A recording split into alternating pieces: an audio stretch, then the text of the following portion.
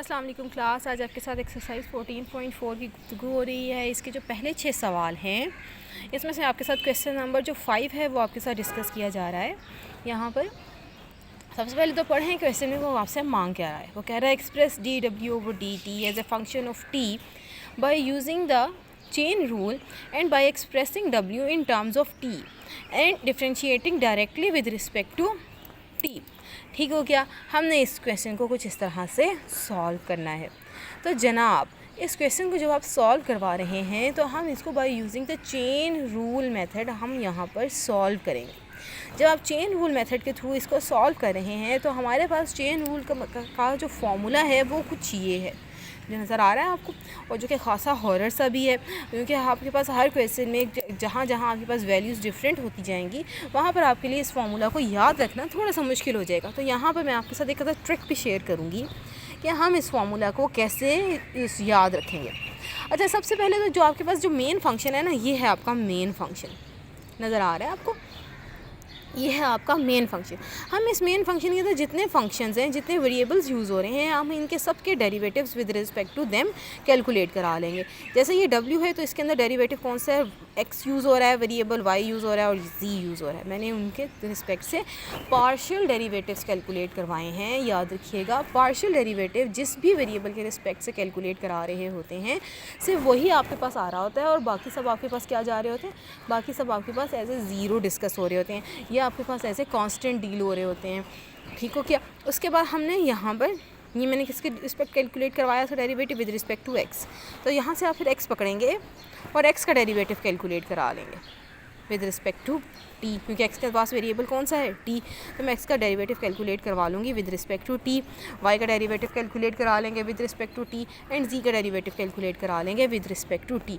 हमने यहाँ पर सारे डेरिवेटिव्स, जितने भी तरह के डेरिवेटिव्स थे, हमने वो सारे के सारे यहाँ पे कैलकुलेट करा लिए। अच्छा जी, एक बात और, इसको आप पार्शियल भी लिख सकते हैं और इसको हम d ओवर डी टी भी लिख सकते हैं, dy ओवर डी टी, क्योंकि फंक्शन के अंदर x के अंदर सिर्फ एक ही वेरिएबल है, वो क्या है, t। इसलिए हम यहाँ पे इसका डायरेक्ट डेरिवेटिव लेंगे, हम कहेंगे dz ओवर dt। तो उसके बाद जब आप फॉर्मूला लिखेंगे, इन दो टर्म्स को मल्टीप्लाई कराएंगे, दरमियान में साइन प्लस का, फिर इन दोनों टर्म्स को मल्टीप्लाई कराएंगे, दरमियान में साइन प्लस का, और फिर इन दोनों टर्म्स को मल्टीप्लाई कराएंगे। तो हमारे पास हमारा dw ओवर dt का फॉर्मूला इस तरह से आ जाएगा। फिर हम क्या करेंगे, ये सारी वैल्यूज़ यहाँ पे पुट करवा के इसको सॉल्व करा लेंगे। उसके बाद यहाँ पर x, y और z के वैल्यूज़ को पुट करा देंगे। हमारे पास ये आंसर आ रहा है, ये आंसर आ गया आपके पास। इसके अंदर आपको जो उसने पॉइंट प्रोवाइड किया है हम उसको सॉल्व करा लेंगे। तो हमने इसको bye using the chain rule method solve करा लिया। उसके बाद नेक्स्ट क्वेश्चन आ रहे हैं 7 to 10। इसके अंदर उसने दोबारा से आपको एक w प्रोवाइड किया है, वो कैसा है जी, x, y और z के रिस्पेक्ट से है। लेकिन जी हमने इसको यहाँ पे x, y और z के रिस्पेक्ट से इसका डेरिवेटिव कैलकुलेट करा लिया। उसके बाद हमने x का डेरिवेटिव जो उसके पास वेरिएबल है उसके रिस्पेक्ट से कैलकुलेट करवाए। यहाँ पर मेरे पास दो वेरिएबल्स हैं x के अंदर, इसलिए आप यहाँ पर पार्शियल ले रहे हैं। इन क्वेश्चन में आपके पास x और y के अंदर सिंगल वेरिएबल है, इसलिए हम यहाँ पर dz ओवर dt की बातें करा रहे हैं। नहीं जी, आपने partial u over partial v, x के y के डेरिवेटिव्स कैलकुलेट करवा लिए और z के डेरिवेटिव्स कैलकुलेट करा लिए। आपसे वो कह रहा है यहाँ पे partial w over partial u calculate कराना है और partial w over partial v calculate कराना है। तो लें जी, इन दो टर्म्स को मल्टीप्लाई कराएंगे, v वाले को लाइन को छोड़ देंगे, इन दोनों टर्म्स को मल्टीप्लाई कराएंगे, दरमियान में साइन प्लस का ये, उसके बाद इन दो को मल्टीप्लाई कराएंगे और फिर उसके बाद लास्ट टू टर्म्स को मल्टीप्लाई कराएंगे। फिर उसके बाद क्या करेंगे, उसको आप सिंप्लीफाई करा लेंगे। आप अपने फंक्शन को x, y और z में से u और v में स्विच कराएंगे, फिर आप x, y और z की वैल्यूज पुट करा देंगे और फिर उसको आप फाइनली सिंप्लीफाई कराकर ये आपका आंसर -3 आ रहा है। सेम लाइंस पर आपने यहाँ पर dw over D partial v, w over partial v को सॉल्व करा लेना। नेक्स्ट आपके पास आ गया क्वेश्चन नंबर 12। क्वेश्चन नंबर 12 में उसने आपको कहा u is a function of p, q and r and p, q and r further are the functions of x, y and z।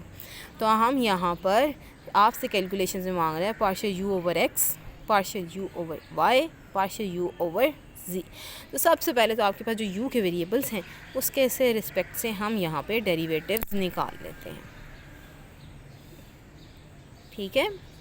उसके बाद आपने p के डेरिवेटिव्स कैलकुलेट करवाने हैं with respect to x, y and z। q का derivative calculate करवाना है with respect to x, y and z। r का डेरिवेटिव कैलकुलेट करवाएंगे with respect to x, y and z। और फिर उसके बाद जब आप partial u over partial x निकालेंगे तो हम इन दो टर्म्स को मल्टीप्लाई कराएंगे, दरमियान में साइन आपका प्लस का, फिर इन दो टर्म्स को मल्टीप्लाई होगा, दरमियान में साइन प्लस का, और फिर ये वाली दो टर्म्स आपस में मल्टीप्लाई होंगी। ये